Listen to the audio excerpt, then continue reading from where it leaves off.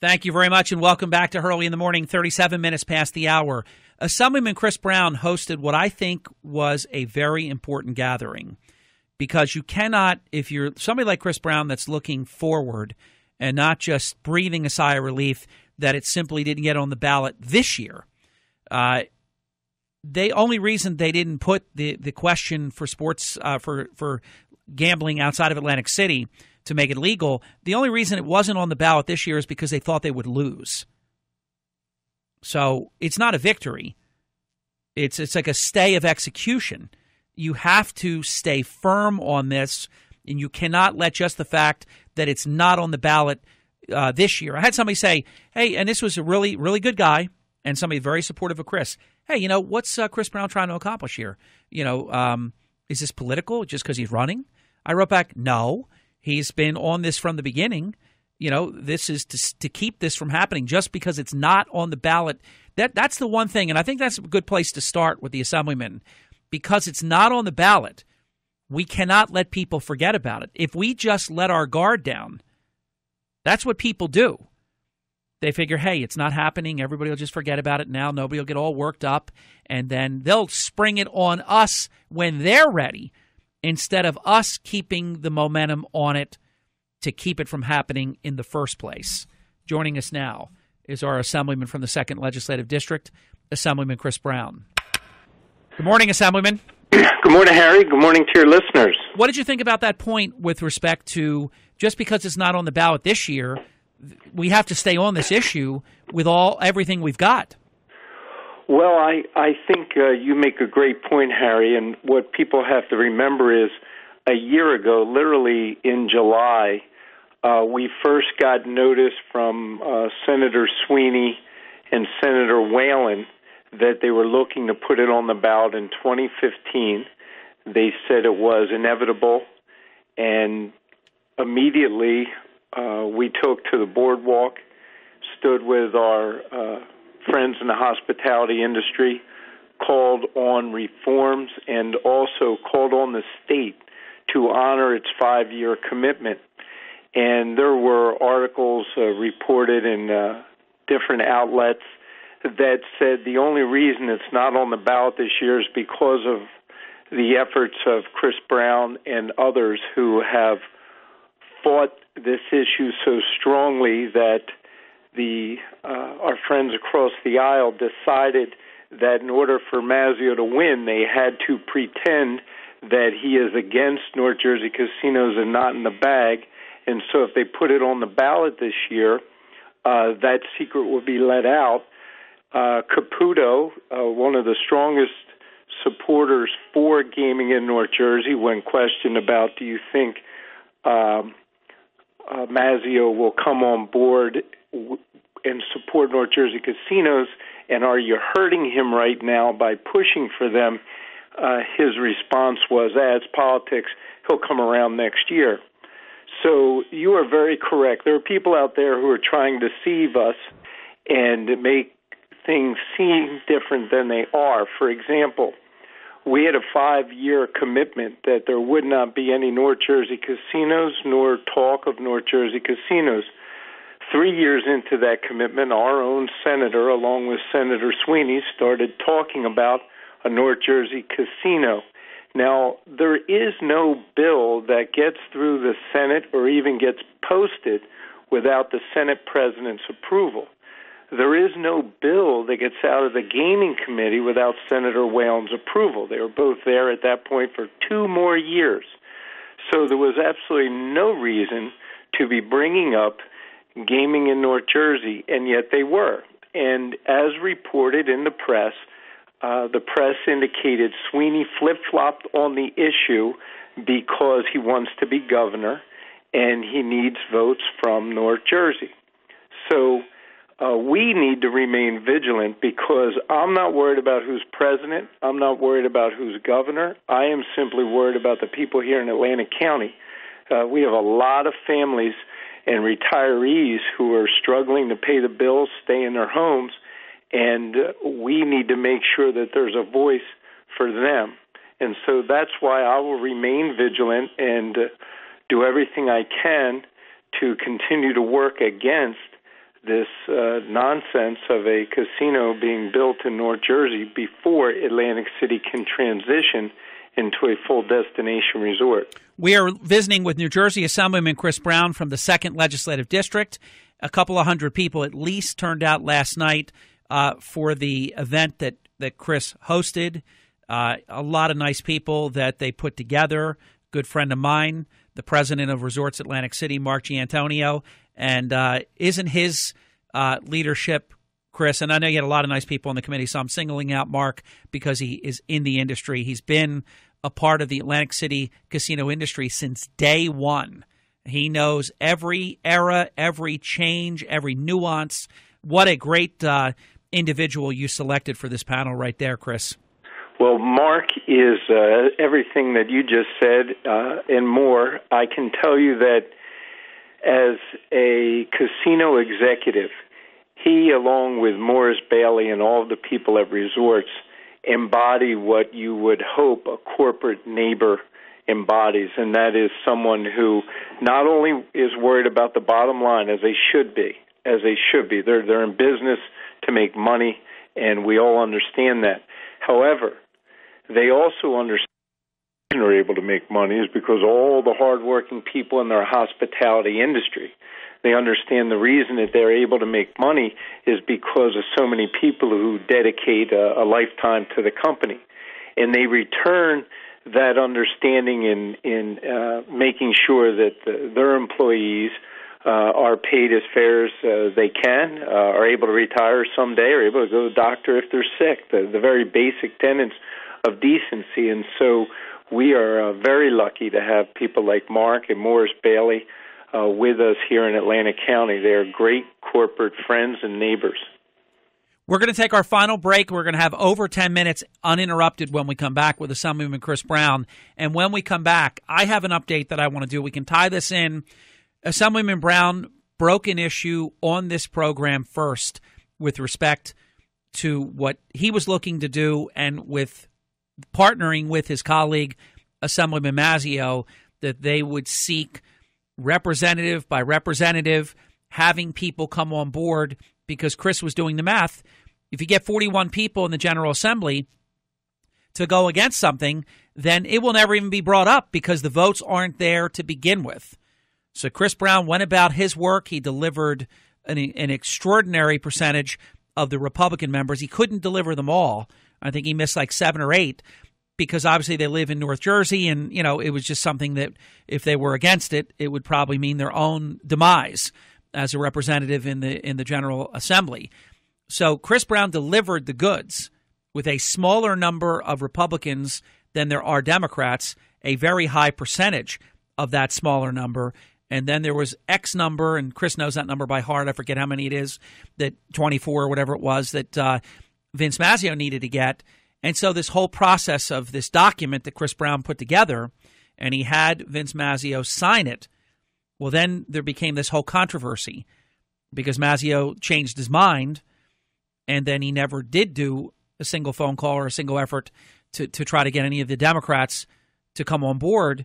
And then it turned into what I'm calling the whiteout gate because Mazzeo's signature or purported signature is on this document, but whited out.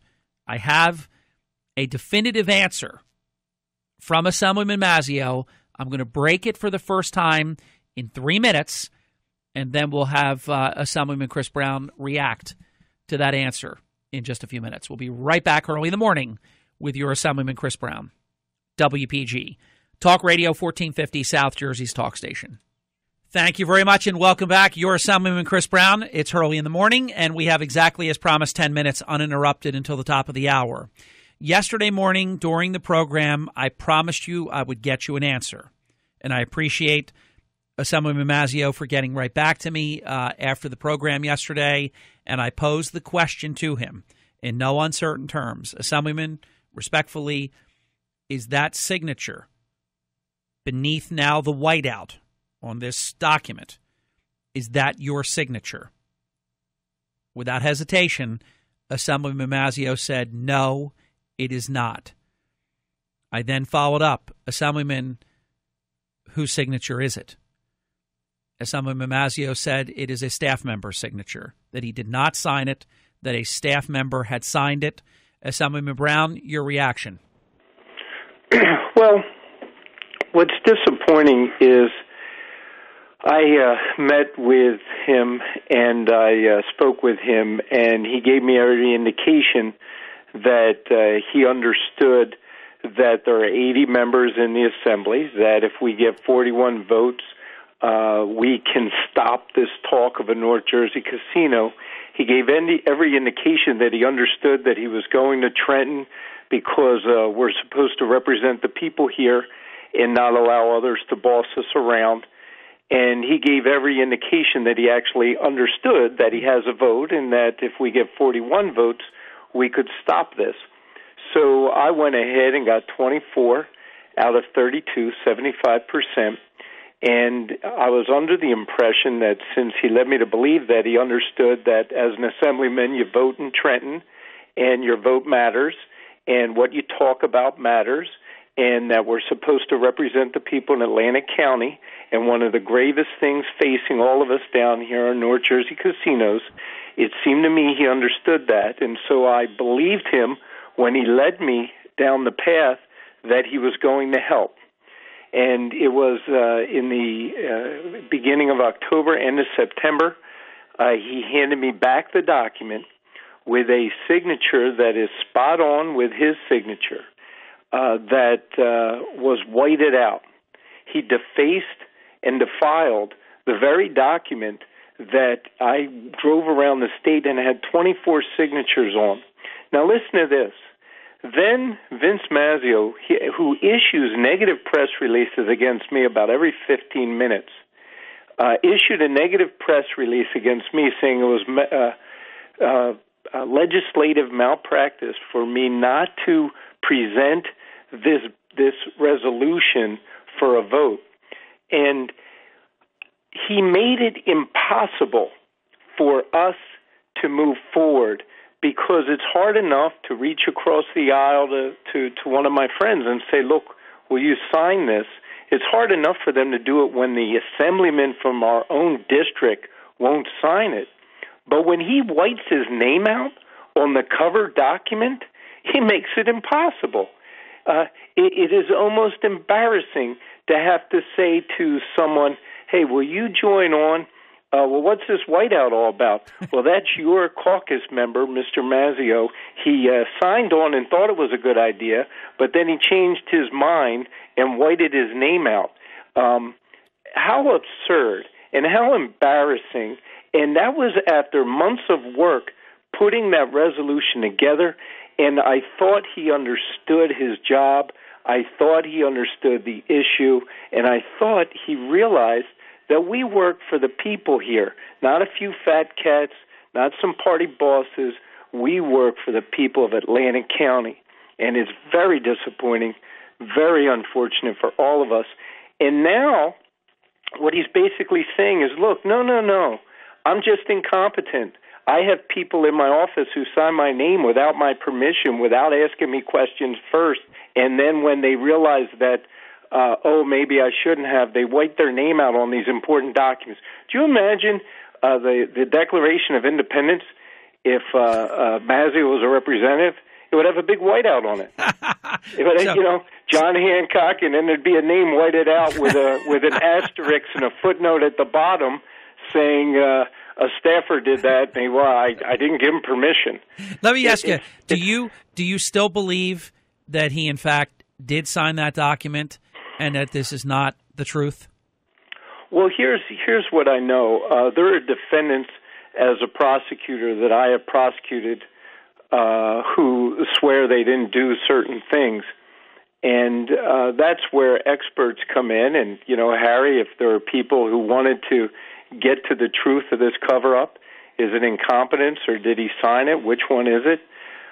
Because their whole ploy now, and it's classic, attack the person who's actually trying to do good. Their whole ploy right now is, we never thought that resolution made much sense to us.